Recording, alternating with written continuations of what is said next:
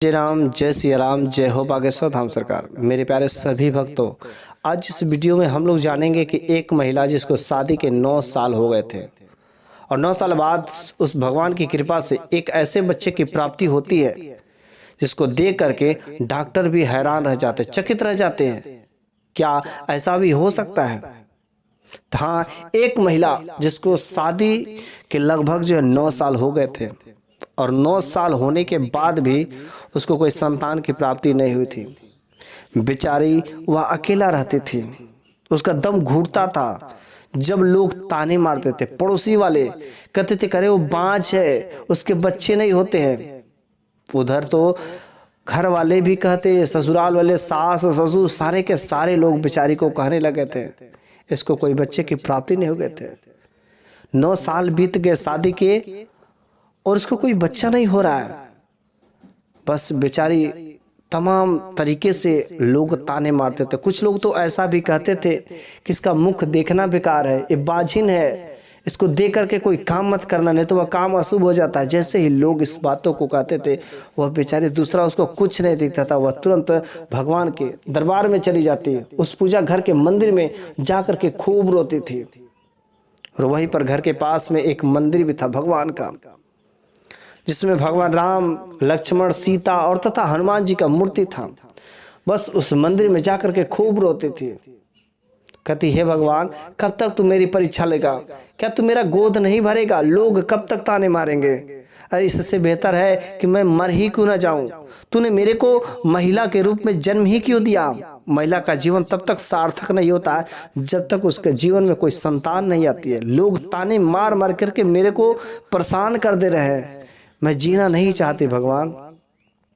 लेकिन बेचारा जो उसका पति था, उसका पति ने कभी नहीं ताना मारा, उसको कोई प्रभाव नहीं पड़ता था। वह जाता था, काम करता था, फिर से आकर के बीवी से उतना ही प्यार करता था।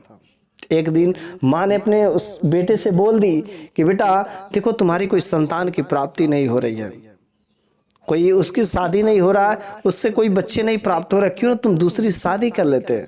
लेकिन उस बेटे ने कहा नहीं माँ, जब तक मेरी बीवी है, चाहे भले ही मैं बिना संतान का रह जाऊंगा, लेकिन अपनी बीवी को छोड़ नहीं सकता, अपनी बीवी के साथ अन्याय नहीं कर सकता। मैं अपनी बीवी से बहुत ही प्यार करता हूँ, प्रेम करता हूँ, चाहे बच्चे हो या ना हो, वो मेरी बीवी है, मेरी पत्नी, वो मेरे सहारे रहेगी। मैं नहीं चाहता हूँ कि उसके और मेरे बीच में कोई दरार आए। लेकिन जब ये बात छुपके से वह पत्नी सुनते, उसकी आंखों में खुशी के आंसू आ जाते हैं कि अगल बगल सब लोग ताने मारते हैं, लेकिन मेरा पति कितना अच्छा है, मैं कितनी कर्म बनाई थी कि मेरे को इतना अच्छा पति मिला। सब लोग ताने मारते हैं, सब लोग अलग अलग प्रकार की बातें करते हैं, लेकिन मेरा पति आज तक मेरे से कुछ नहीं कहा। वह तब भी मेरे से उतना ही प्रेम करता था और आज भी उतना ही प्रेम करता है। एक दिन उसके पति ने कहा देखो, अगल बगल के लोग बहुत सारे कुछ कह रहे हैं, क्यों ना चलो तुम्हारा चेकअप करा देते हैं। वह अपनी बीवी को लेकर के हॉस्पिटल में जाता और चेकअप कराने के बाद डॉक्टर ने कुछ अच्छा रिजल्ट नहीं दिया।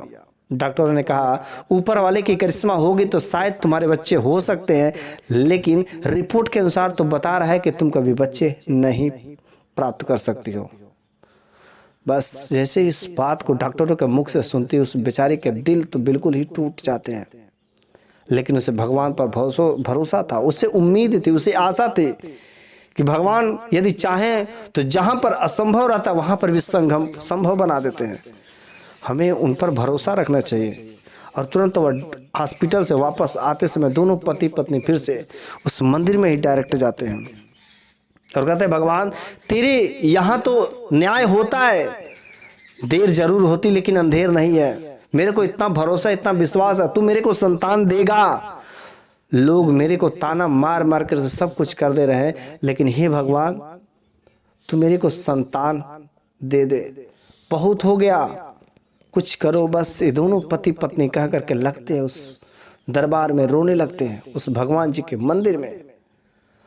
घर पर आते हैं। अगले ही दिन उसकी जो देवरान थी, उसकी देवरान को चौथा पुत्र की प्राप्ति हो जाती है।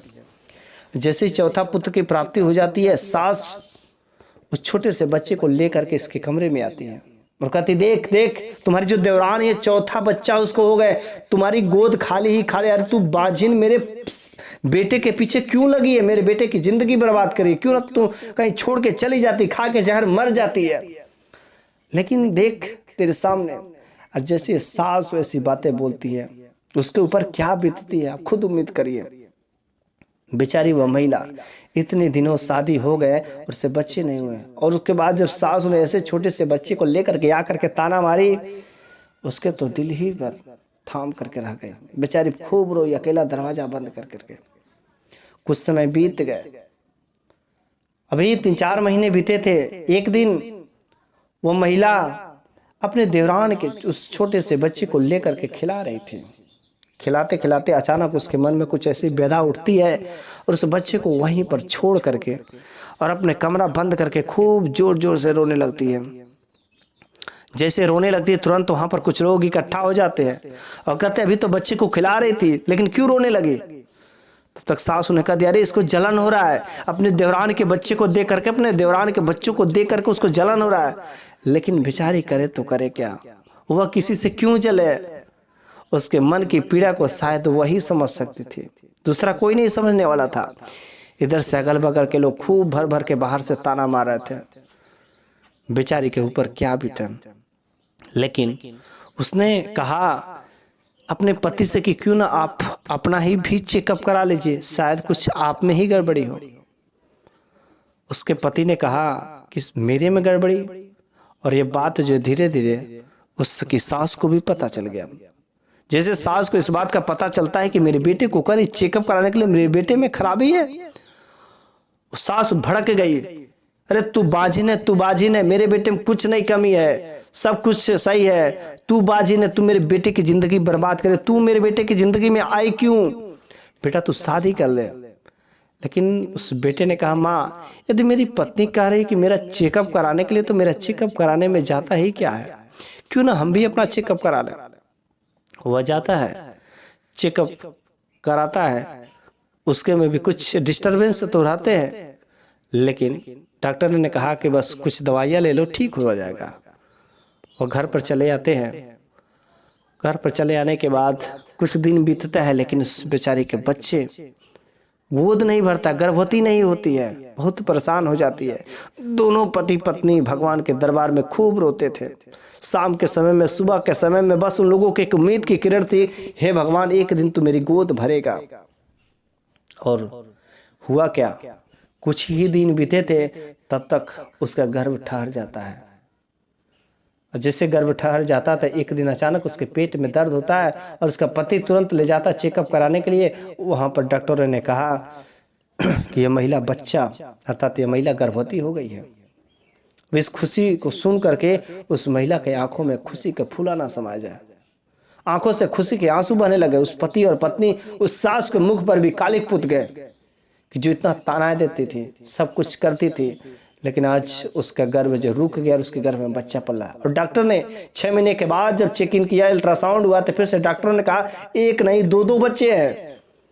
बस उसके पति ने कहा भगवान के घर में देर है लेकिन अंधेर नहीं है, एक नहीं 2 दिया, कितनी खुशी की बात है, दोनों के दोनों बच्चे हैं। बस उसके बाद 9 महीना होने के बाद उसके डिलीवरी भी होती है।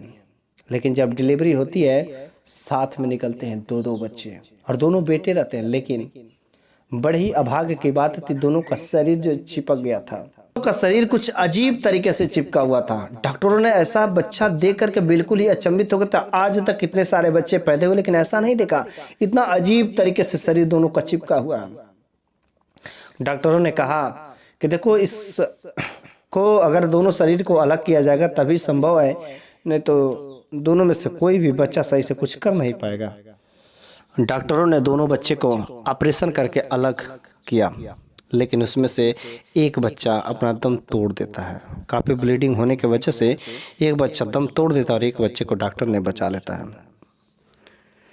कुछ समय बाद वह एक बच्चा को उसकी माँ को हैंडओवर करता है। वो अपने बच्चे को लेकर के घर पर आती है और उसके बाद से उसकी गोद जो भर जाती है, उसको भी भगवान ने एक संतान की प्राप्ति दे देता है।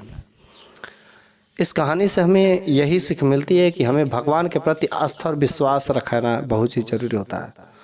उन पर यदि भरोसा रखते हो, विश्वास रखते हो, तो कभी उम्मीद उनके ऊपर से मत तोड़ना। यदि आशा और विश्वास जितना ही तुम्हारा मजबूत रहेगा, थोड़ा सा भी अगर उनका विश्वास, उनके ऊपर से विश्वास नहीं डगमगाओगे, तो तुम जीवन में जो कुछ भी करना चाहोगे वो सब काम होगा। भर सके बस उन पर सच्चे दिल से विश्वास बनाए रखना, आस्था बनाए रखना। अपनी आशा की जो किरण है उसको कभी मरने मत देना। अगर तुम जीवन में करोड़पति बनना चाहते हो तो करोड़पति बनने का सपना हमेशा देखना। जब तक कि तुम अंतिम गति को ना प्राप्त हो जाओ तब तक तुम उसको, सपने को देखते रहना, सपना मत छोड़ना। क्योंकि सपना देखने में पैसे नहीं लगते हैं, लेकिन अगर एक आशा, एक उम्मीद की किरण जगी रहेगी तो जरूर कभी हो सके मौका मिले तो तुम करोड़पति जरूर बन जाओगे। भगवान के प्रति आस्था और विश्वास और आशा की किरण बनाए जरूर।